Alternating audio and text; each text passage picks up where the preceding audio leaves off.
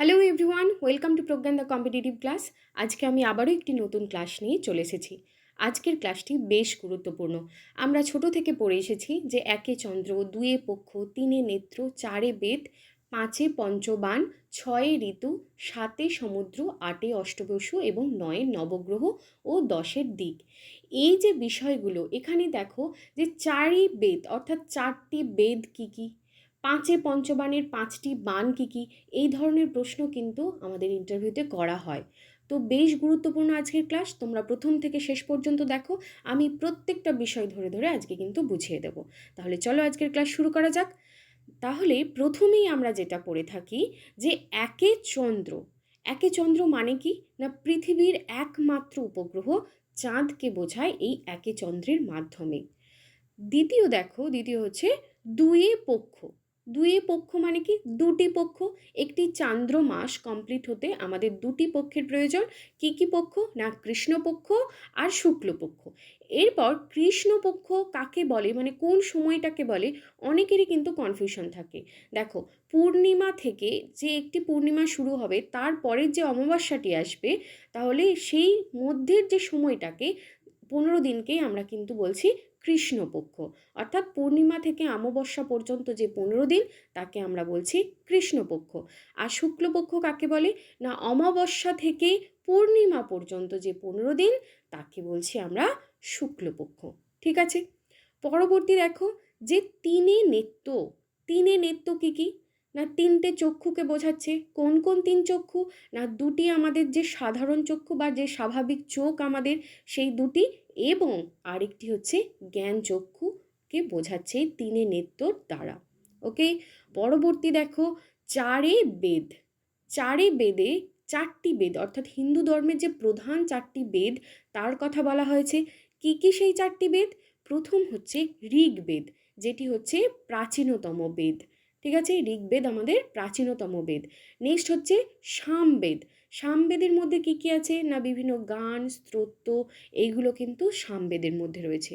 এরপর আছে যজুর্বেদ, যেখানে যজ্ঞ আচার অনুষ্ঠানের বিভিন্ন বিষয় উল্লেখ রয়েছে। এবং সর্বশেষ হচ্ছে অথর্ববেদ, যেখানে দৈনন্দিন জীবন এবং মন্ত্র বিষয়ক বিভিন্ন জ্ঞান রয়েছে, সেটা হচ্ছে অথর্ববেদ। তাহলে চারে বেদের চারটি বেদ হচ্ছে ঋগ, সাম, যজু এবং অথর্ব। ঠিক আছে, পরবর্তী দেখো, পরবর্তী হচ্ছে যে পাঁচে পঞ্চবান।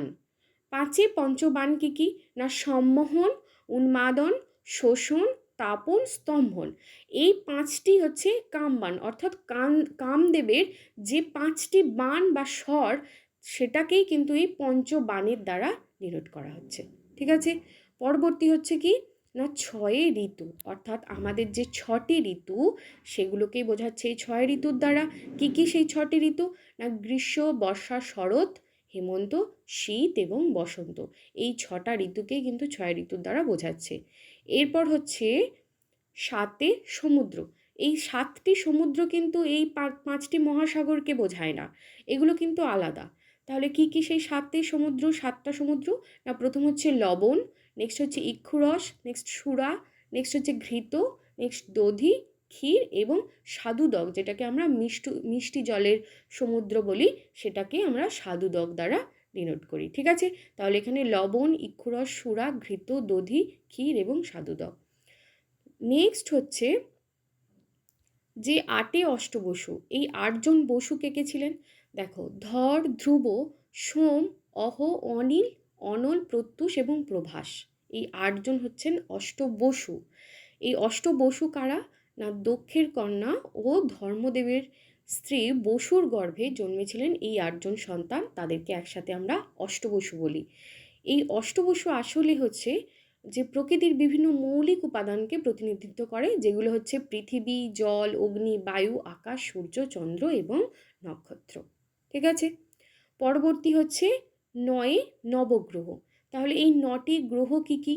নটি গ্রহ কিন্তু ওই বুধ, শুক্র, পৃথিবী, মঙ্গল এগুলো কিন্তু নয়, এটা কিন্তু আলাদা। এটা হচ্ছে কি রবি, যাকে সূর্য, যেটা সূর্য আমরা জানি, চন্দ্র, মঙ্গল, বুধ, বৃহস্পতি, শুক্র, শনি, রাহু এবং কেতু, এগুলোকে বলা হয়, সবাইকে নিয়ে আমরা নবগ্রহ বলে থাকি।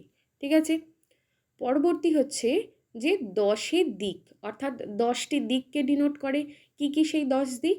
না পূর্ব, পশ্চিম, উত্তর, দক্ষিণ, ঈশান, অগ্নি, নৈঋত, বায়ু, ঊর্ধ্ব এবং অধ। এবার অনেক সময় কনফিউশন হয় যে ঈশান কোনটা?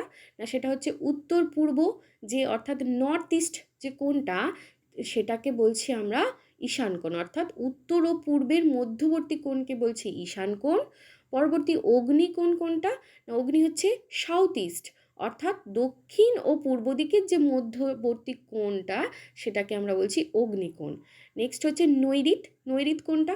না দক্ষিণ ও পশ্চিমের যে মধ্যবর্তী কোণ সেটা হচ্ছে নৈঋত কোণ। ঠিক আছে, অর্থাৎ দক্ষিণ দিক এবং পশ্চিম দিক তার মধ্যবর্তী কোণটা হচ্ছে নৈঋত কোণ। নেক্সট হচ্ছে বায়ুকোণ হচ্ছে নর্থ ওয়েস্ট, অর্থাৎ উত্তর ও পশ্চিমের মধ্যবর্তী কোণটা হচ্ছে বায়ুকোণ। সর্বশেষ হচ্ছে ঊর্ধ্ব, অর্থাৎ উপরের দিকটাকে বোঝাচ্ছে। অধ হচ্ছে নিচের দিকটাকে বোঝাচ্ছে। তাহলে এই আমরা 10-এর দিক জানলাম। এরপর আমরা দেখছি যে পঞ্চবটী কাকে বলে। ঠিক আছে, পঞ্চবটী আমরা কি গাছের সমষ্টি, বটী মানে হচ্ছে বৃক্ষের সমাহার, 5টি বৃক্ষের যে সমাহার সেটা হচ্ছে পঞ্চবটী। এই 5টা যে গাছ সেটা হচ্ছে পবিত্র এবং ঔষধি বৃক্ষের সমষ্টি। কি সেই 5টা গাছ?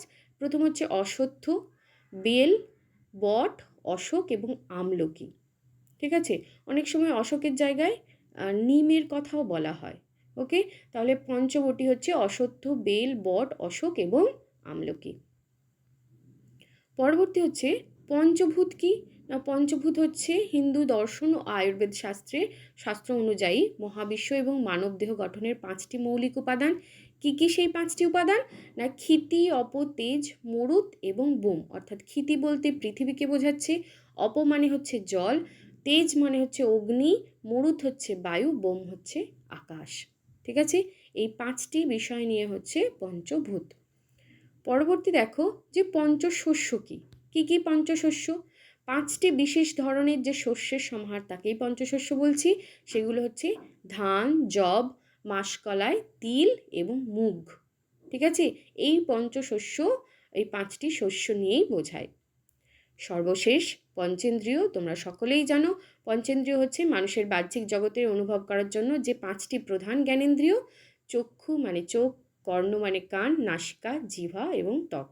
জিভ, ত্বক, নাক, কান এবং চোখ, এই 5টি নিয়ে হচ্ছে পঞ্চেন্দ্রিয়।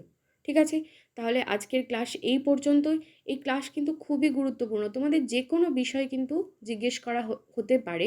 তো পঞ্চেন্দ্রিয় নিয়েই তো তোমাদের ডেমো দিতে হয়, তো অবশ্যই তোমরা ভালো করে দেখে নিও। আর ক্লাস কেমন লাগলো অবশ্যই জানিও। আর যারা এই চ্যানেলে নতুন তারা কিন্তু অবশ্যই চ্যানেলটি সাবস্ক্রাইব করে নিও। আর তোমাদের প্রাইমারি ইন্টারভিউয়ের প্রিপারেশানের নিয়ে আমি প্রায় এটা নিয়ে 30-31টা ভিডিও দিচ্ছি।